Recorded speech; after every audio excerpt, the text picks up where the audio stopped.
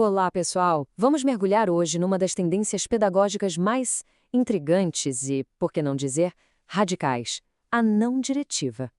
Já parou para pensar numa escola onde o que importa de verdade não é o conteúdo, mas sim o sentimento? Pois é, uma abordagem que troca a decoreba de fatos pelo desenvolvimento do eu. Essa pergunta aqui, ela é basicamente o motor de toda a tendência renovada não diretiva.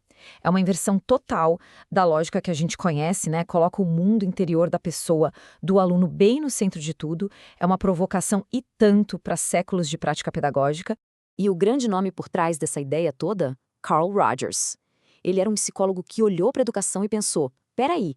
Ele via a escola não como um lugar para a gente entulhar conhecimento morto, estéril e fútil, palavras dele mesmo, mas sim como um espaço para autodescoberta, para aquela aprendizagem que faz sentido de verdade para a vida. Então, nosso roteiro de hoje é este aqui. A gente vai entender por que ela se chama liberal e não diretiva, qual é o novo papel do professor, o que raios acontece com o conteúdo, como é que funciona a avaliação e, o mais importante de tudo para quem está estudando, como não cair na pegadinha de confundir essa tendência com outra na hora da prova. Vamos lá? Ok, primeiro passo para dominar essa tendência num concurso. É preciso dissecar o nome dela. Cada palavrinha aqui é uma pista, e pode ter certeza que as bancas examinadoras adoram explorar isso.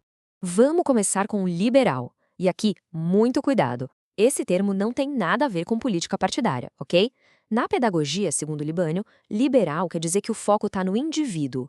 O objetivo é preparar essa pessoa para se adaptar e ter sucesso na sociedade do jeito que ela é, sem ficar questionando muito as estruturas, como as diferenças de classe, por exemplo.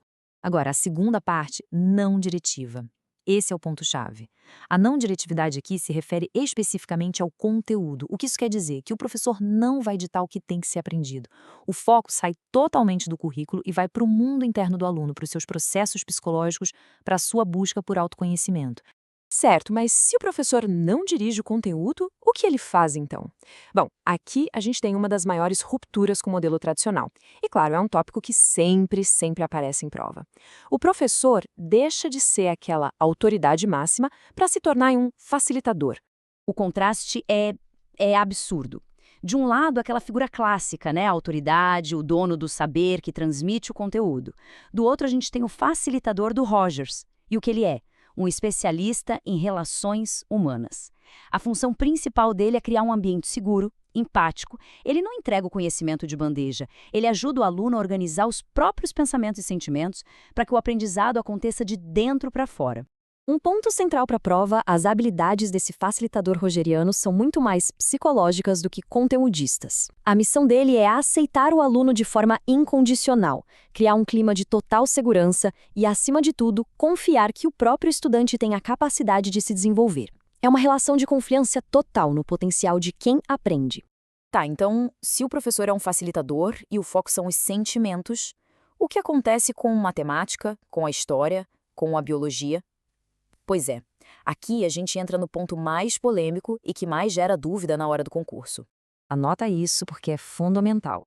Na abordagem não diretiva, o conteúdo das disciplinas, aquele conhecimento formal, ele perde protagonismo, fica em segundo plano. Ele não é o objetivo final da educação. É só uma ferramenta que o aluno pode ou não usar nesse processo de se descobrir. E o que entra no lugar do conteúdo? Bom, entra uma nova hierarquia de prioridades. O foco número 1 passa a ser os problemas psicológicos do aluno. Em segundo, a formação de atitudes e valores. Depois, o autoconhecimento. E, por fim, o famoso aprender a aprender, que aqui significa desenvolver a capacidade de buscar aquilo que faz sentido para si mesmo.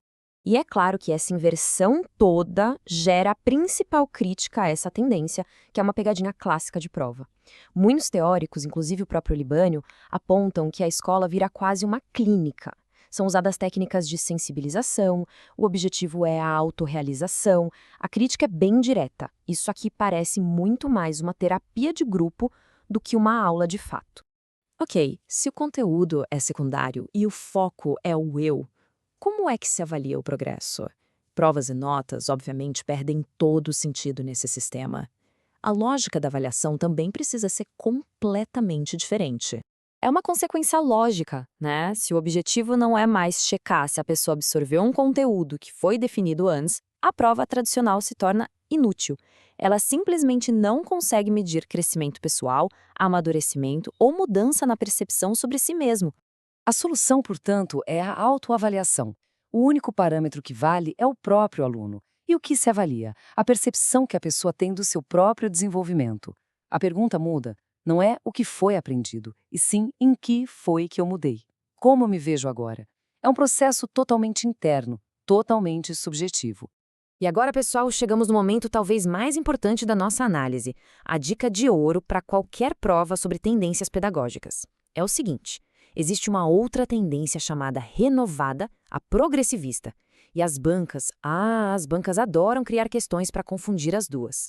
Dá uma olhada boa nessa tabela, porque a chave para não cair na pegadinha está aqui. De um lado, a não diretiva de Carl Rogers. Foco é psicológico, é no sentimento, na autorrealização. Do outro lado, a gente tem a progressivista, de Dewey e Piaget. O foco é cognitivo, é no aprender fazendo. Na progressivista, o professor não é um terapeuta, ele é um organizador de desafios.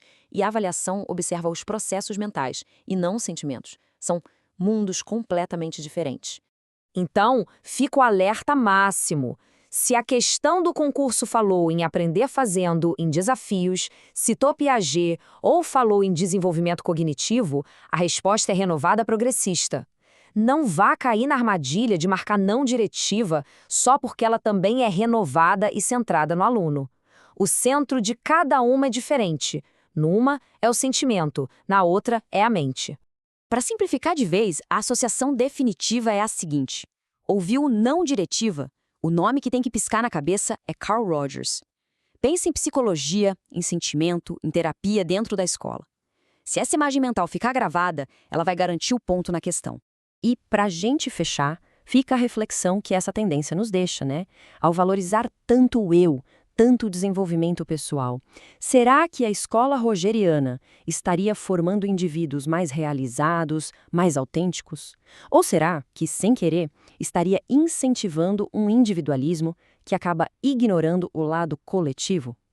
É uma questão que continua em rebate até hoje.